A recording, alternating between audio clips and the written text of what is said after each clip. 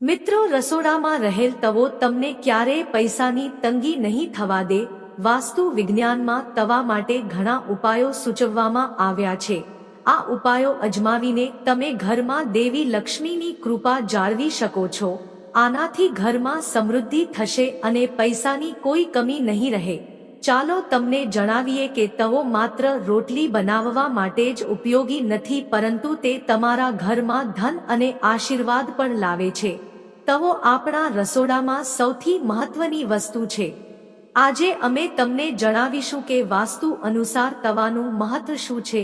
આ ઉપરાંત જો તમે કોઈ ખાસ જગ્યાએ કોઈ ખાસ રીતે તવા રાખો તો તમને અપાર સંપત્તિ મળી શકે છે. નંબર 1, તવો અને કઢાઈ રાહુનું પ્રતિનિધિત્વ કરે છે. તેથી રસોડું સાફ રાખો. જો સ્ત્રી ગંદા તવા કે ગંદી કઢાઈનો ઉપયોગ કરે છે તો તેની સીધી અસર તેના પતિના સ્વાસ્થ્ય પર પડે છે.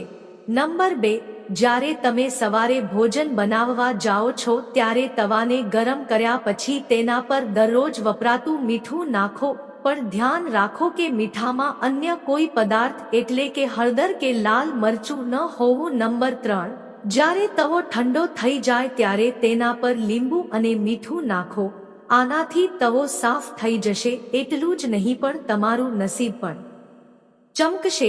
નંબર 4, જો તવાને ક્યારેય કોઈ તીક્ષ્ણ વસ્તુથી સાફ ન કરો, તવા પર અટકી ગયેલ સામગ્રી ધીમે ધીમે દૂર કરો. નંબર 5, તવા કે કઢાઈને ક્યારેય ઢાંકશો નહીં. જૂઠા વાસણ તવા કે કઢાઈ ઉપર ન રાખો. આ 2 વસ્તુઓની શુદ્ધતાનું ધ્યાન રાખવું ખૂબ જ જરૂરી છે. ઘરમાં તેની સ્વચ્છતાનું જેટલું ધ્યાન રાખવામાં આવશે તેટલા જ ધનના આગમનના માર્ગો બનશે. બધા વાસણોમાં વસ્તુઓ સરળ રહેશે. આ 2 વસ્તુઓ ખૂબ જ આદરને પાત્ર છે. નંબર 6, ઘણીવાર જોવા મળે છે કે રોટલી બન્યા પછી કેટલાક લોકો તરત જ ગંદા વાસણોમાં ગરમ તવાને ધોવા માટે રાખી દે છે.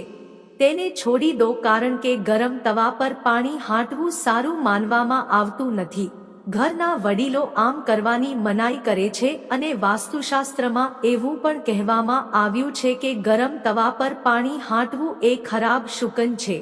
ગરમ તવા પર પાણી રેડવામાં આવે ત્યારે હન્નનો અવાજ ઘરમાં નકારાત્મક ઉર્જા લાવે છે.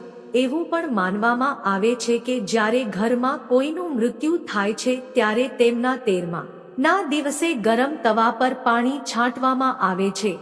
તેથી સામાન્ય દિવસોમાં આમ કરવું અશુભ માનવામાં આવે છે. આ સાથે એવું પણ માનવામાં આવે છે કે ગરમ તવા પર પાણી રેડવાથી વ્યક્તિના જીવનમાં મુશળધાર વરસાદ પડે છે અને આવા વરસાદને કારણે વિનાશ થવાની સંભાવના રહે છે. તેથી ઘરના વડીલો આવું કરવાની મનાઈ કરે છે. નંબર 7, જ્યોતિષ શાસ્ત્રમાં તવાને રાહુ સાથે સંબંધિત માનવામાં આવે છે. તેથી તેની સ્વચ્છતાનું ખાસ ધ્યાન રાખવું જરૂરી છે. તવાને હંમેશા સાફ પાણીથી ધોવું. નંબર 8, વાને હંમેશા ગેસ નીચે મૂકવું જોઈએ. એવું માનવામાં આવે છે કે તવાને ઊભો રાખવાથી ઘરમાં ઝઘડા થાય છે. આ સિવાય એ પણ ધ્યાન રાખો કે તવાને ક્યારેય ગેસ પર ખાલી ન રાખવો જોઈએ. કેટલાક લોકોને આદત હોય છે ખાલી તવાને ગેસ ઉપર રાખવાની. જો તમે પણ આમ કરો છો તો હવે આ આદત છોડી દો. ગેસ પરનું કામ પૂરું કર્યા પછી તવાને ગેસ પરથી હટાવી દો.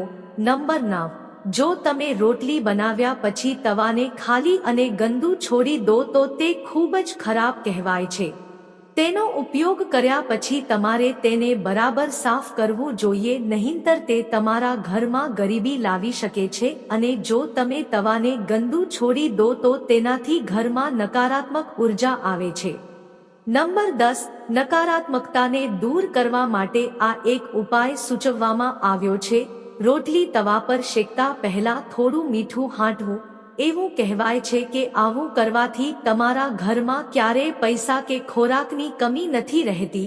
તેનું વૈજ્ઞાનિક મહત્વ છે કે આમ કરવાથી તવામાં રહેલા તમામ કીટાણુઓ મરી જાય છે. નંબર 11, રોટલી બનાવ્યા પછી જો તવાને ગેસ પર રહેવા દેવાથી ઘરના વડીલની તબિયત બગડે છે. તેથી જ્યારે પણ તમે તવાનો ઉપયોગ કરો પછી તવાને સાફ કરીને મૂકવો. નંબર 12, જો ઘરમાં કોઈ નશાની લતનો શિકાર બને છે તો તેનો અર્થ એ છે કે ઘરમાં વાસણો રાખવાની રીત યોગ્ય નથી. રાહુના અશુભ પ્રભાવને કારણે આવું થાય છે. રાત્રે ક્યારેય પણ તવા કે કઢાઈને ગંદા ન મૂકો. જો તમે આમ કરશો તો નકારાત્મક ઉર્જા તમને છોડશે નહીં.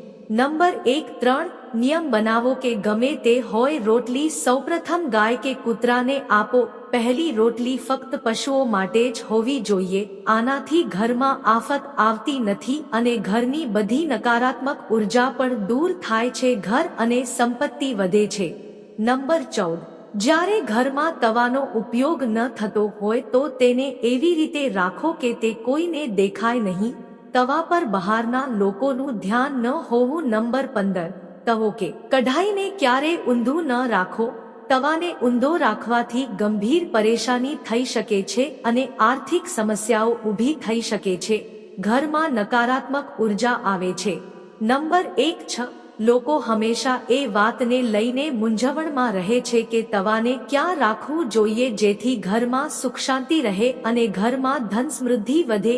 જો સકારાત્મક ઉર્જા રહેતી હોય તો તવાને જમણી બાજુ રાખવું જોઈએ, તે જગ્યા જ્યાં ભોજન રાંધવામાં આવે છે. જો માહિતી પસંદ આવી હોય તો વિડીયોને લાઈક કરો અને ચેનલને સબસ્ક્રાઇબ કરો. જય શ્રી હરિ વિષ્ણુ, જય માં લક્ષ્મી.